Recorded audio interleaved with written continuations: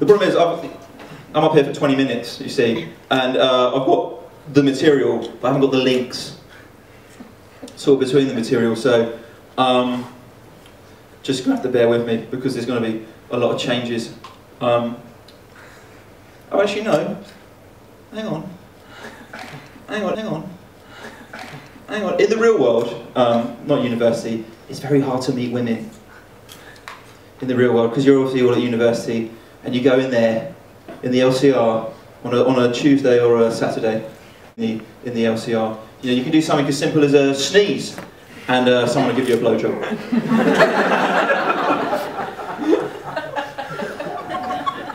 And it's not quite as simple as that in the real world. It's not quite as simple as that. But, you know, it's fine, because since graduating, I've been doing all right. I've been doing all right. Don't worry about me. No, I've been doing okay. A couple of months ago, I had sex with a German. Guilty. Oh, treated her to a little blitzkrieg of my own. Yeah, I knew a university crowd would love that. That is an incredibly sophisticated pre-ejaculation joke. And you'd usually pay a lot more than £2 for something like that. But you've got a bargain. Oh, you've got a bargain. I've done a fair bit of fingering as well. Between me and you guys. Not half.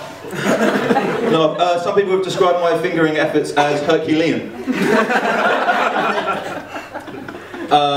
And in the last sort of financial year, which is, you know, drawing to a close,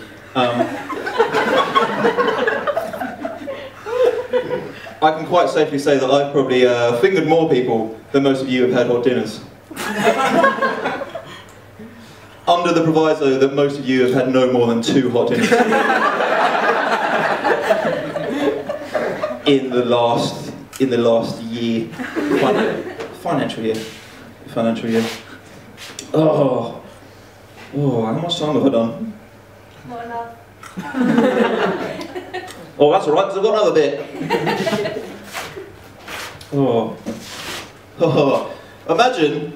Imagine this, yeah? Imagine if Margaret Thatcher was anemic. Be ironic, wouldn't it? For those of you who aren't clever enough to get that, she was the Iron Lady. And if you're... Yeah, they got it. Just a little nod of recognition between those two. Yeah, I got it.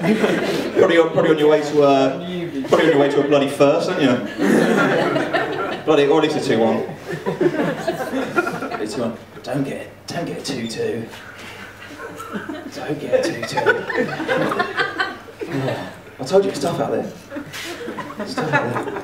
Also, if any of you got a 2-2, it's fine. I mean, I got 2-1, I'm not bragging. I mean, I'm obviously doing great. These are wool trousers, by the way. Wool trousers, guess what? Dry clean only. That's how well I'm doing, dry clean only. Dry clean only trousers.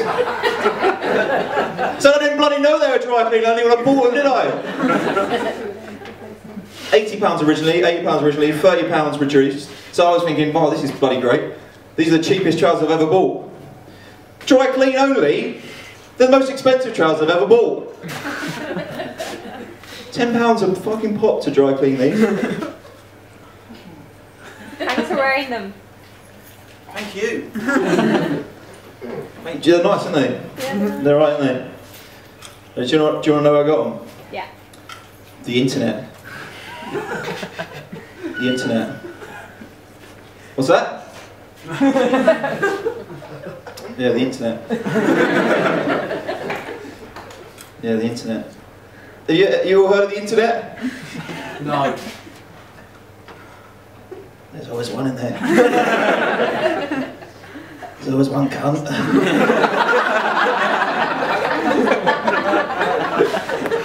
Always one. Always one. Are you, oh, this guy's on stage earlier. He's cocky now, isn't he? He's Fucking now he's done his time. Just let me know when his next gig is. I don't care where it is. I will travel to heckle the shit out of you.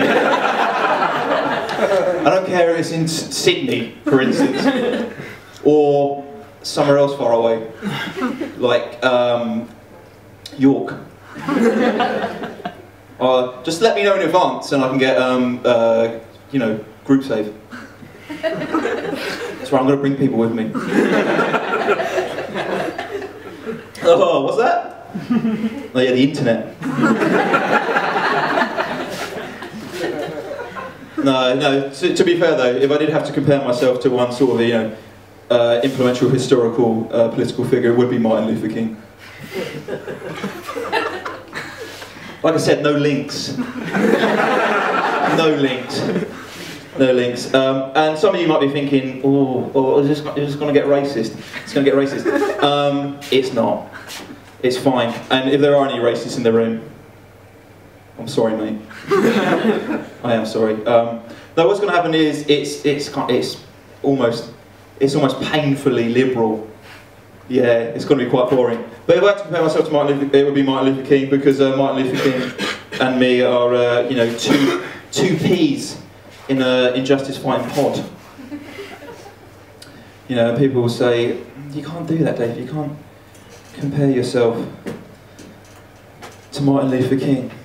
You know, and I admit, you know, there are some differences between me and Martin Luther King. You know, and they're quite obvious differences. For example, he was American, and I'm not.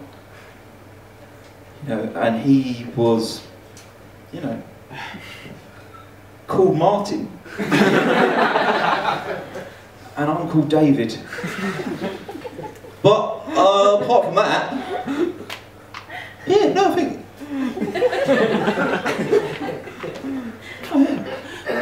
I think we're right. Apart from that, and people say, well, what sort of injustice do you fight, Dave? And I say, well, I fight a similar injustice to what Martin Luther King fought. You know, I fight injustice because of where I'm from and where I was born. And I was born in, I continue to reside in Essex. What's that? Sorry. No, the internet. It's a catchphrase, that is. Oh, what's that? Next gig I do, I'm just going to walk on stage and go, oh, what's that? The internet. Or maybe not. Where was I? Essex, yeah. Essex, you know, because it's horrible being from Essex. Because it's quite a nice place, you know. We've got stuff that all the other counties have got. We've got like roads and, you know, infrastructure. Trains. We've got trains. There's people there.